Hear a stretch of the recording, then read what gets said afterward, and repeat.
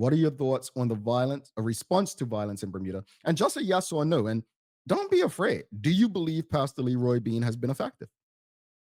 Yes or no? Nicole Hassel says, this young man is 100%.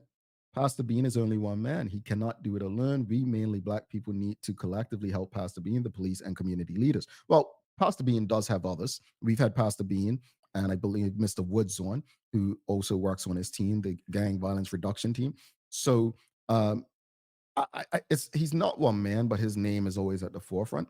But I take your point that it's going to take more people, but those they have to be willing to allow people in. Now, I don't know why they may be rejected, Mr. Trott. They may have their reasons, but at the end of the day, the point is it's going to take a collective effort.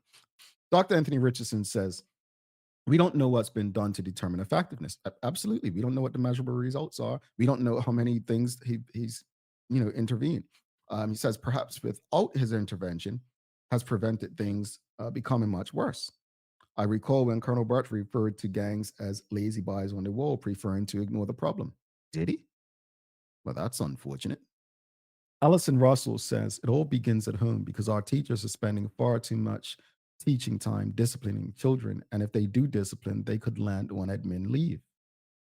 I heard a story over 15 years ago. A friend of mine was a school teacher.